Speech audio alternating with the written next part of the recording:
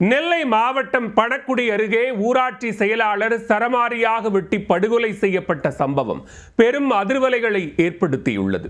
இந்த ஆண்டு தொடங்கியது முதல் நெல்லை மாவட்டத்தில் அரங்கேறும் 8வது கொலை என்ற தகவலும் வெளியாகியுள்ளது.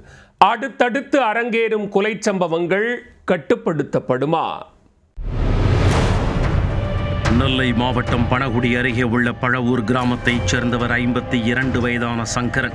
இவர் வேப்பிலாங்குளம் கிராம ஊராட்சி செயலாளராக பணியாற்றி வந்தார். காலை 10 மணி அளவில் வழக்கம் போல் பழவூரில் இருந்து வேப்பிலாங்குளம் ஊராட்சி அலுவலகத்திற்கு தனது இருசக்கர வாகனத்தில் பணிக்கு சென்று கொண்டிருந்தார். ஆள் நடமாட்டம் இல்லாத பகுதியில் அவர் சென்று கொண்டிருந்த போது மற்றொரு இருசக்கர வாகனத்தில் விரட்டி வந்த 3 பேர் கொண்ட மர்ம கும்பல் அவரை வழிமறித்து மடக்கியது. பைக்கில் இருந்து இறங்கிய கும்பல் அரிவாள் உள்ளிட்ட பயங்கர ஆயுதங்களுடன் சங்கரை சுற்றி வளைத்தனர். தப்பியோட முடியாமல் அவர்களிடம் சிக்கிக் கொண்ட சங்கரை அக்கும்பல் சுத்து போட்டு சரமாரியாக வெட்டி தள்ளியது. இதில் சங்கரின் விரல்கள் துண்டாகி விழுந்தன.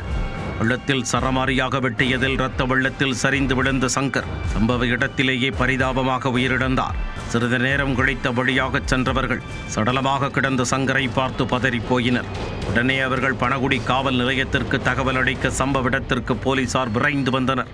கொலை செய்யப்பட்ட சங்கர் உடலை மீட்டு உடற்கூறு ஆய்விற்காக நெல்லை அரசு மருத்துவமனைக்கு அனுப்பி வைத்தனர். உயிரிழந்த சங்கருக்கு மனைவியும் 2 குழந்தைகளும் உள்ளனர். சங்கரை வெட்டி கொலை செய்த மர்ம நபர்கள் யார், இதற்காக கொலை செய்தனர், முன்விரோதம் ஏதும் காரணமா என்பது குறித்து போலீசார் தீவிரமாக விசாரித்து வருகின்றனர். பட்டப்பகலில் அரங்கேறிய இந்த படுகொலை சம்பவத்தால் அப்பகுதி மக்கள் பீதியில் உறைந்துள்ளனர். நெல்லை மாவட்டத்தில் கடந்த ஜனவரி மாதம் 7 பேர் படுகொலை செய்யப்பட்டுள்ளனர். பிப்ரவரி மாதம் தொடங்கி 3 நாட்களுக்குள் 8வது கொலை அரங்கேறியுள்ளது. அடுத்தடுத்து அரங்கேறி வரும் கொலை சம்பவங்களால் நெல்லை மாவட்டம் கொலை நகரமாக மாறி வருகிறதோ என்ற அச்சம் நிலவுவதாக பொதுமக்கள் பலரும் கருத்து தெரிவித்து வருகின்றனர்.